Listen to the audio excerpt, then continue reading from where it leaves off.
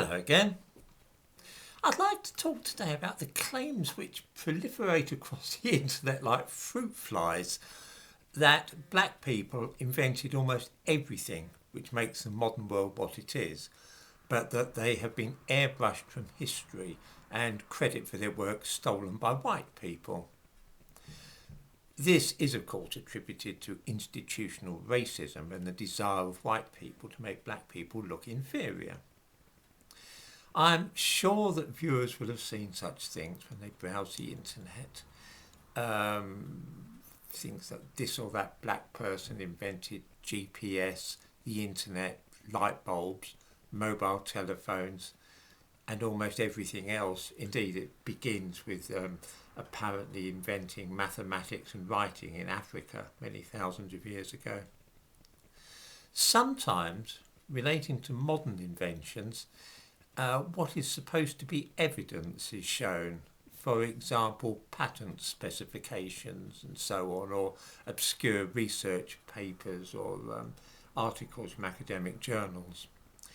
In this way, an alternative history of the world has been constructed in which the whole of Western civilization has been built upon the achievements of black people, which have been stolen from them and appropriated by ruthless whites. I find this aspect of black history both enchanting and also a little sad. It's enchanting because sometimes it's better constructed than other alternative histories which one comes across. Television dramas like The Man in the High Castle, for instance. At the same time, I find it sad though, because it makes those black people advocating it look credulous and childlike, which is not helpful to anybody. How is this fake history devised? It's not hard to see, and one could do precisely the same thing with other minority groups such as Jews and Asians or even Methodists.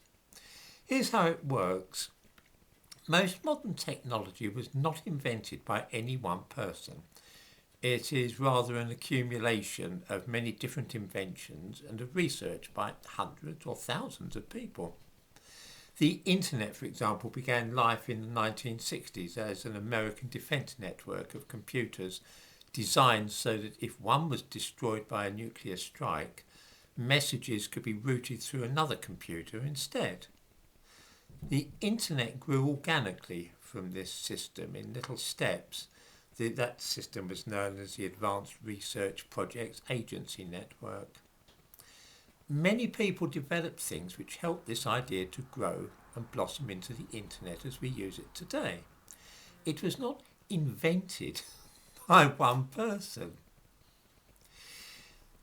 If, however, you were to Google inventor of the search engine, the first name which comes up is a black person from Barbados called Alan Emtage.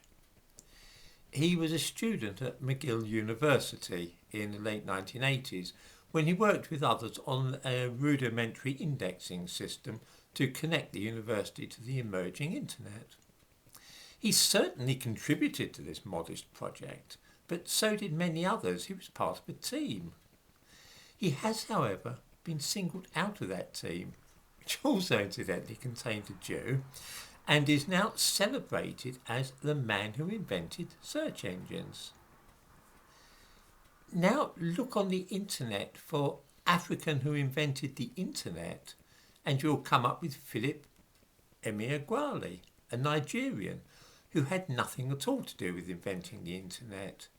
His name is also put forward as a neglected genius, the father of the internet. Don't even get me started on the black man who invented the light bulb, or the black woman Gladys West who seemingly invented the satellite navigation systems which we use in our cars. We can see her in the thumbnail to this video, and in the last few years she has become something of a celebrity. What happens is that GPS systems, the internet, electric lights, and everything else in the world are all the product of endless tinkering and countless patents and papers in academic journals. The patents might typically be called something along the lines of improvements relating to the transmission of digital signals in suboptimal atmospheric conditions. The names of half a dozen people will be on the application, and it might have only the vaguest connection with mobile phones.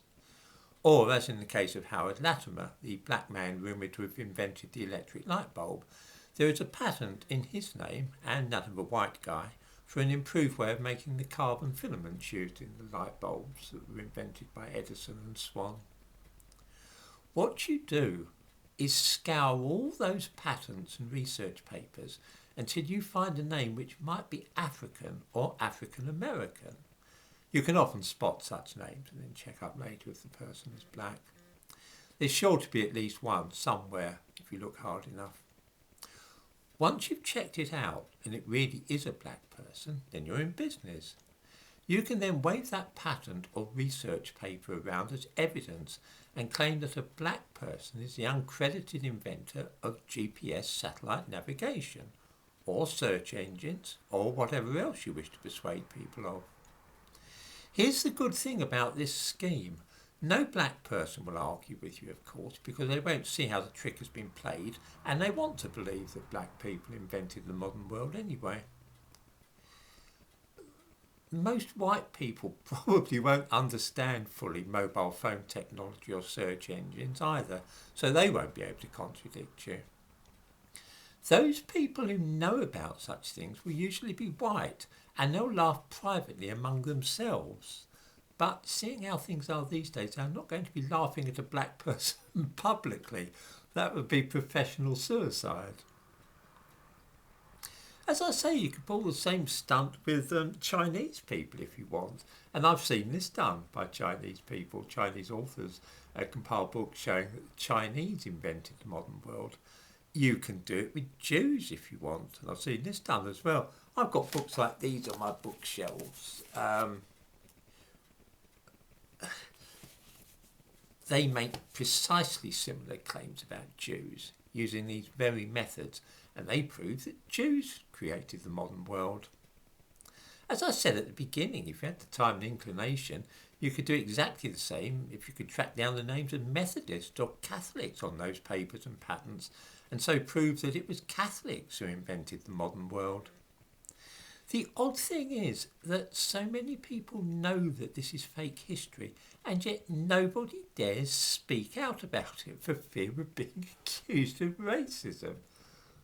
I'll wait now to be accused of racism in the comments here, of course.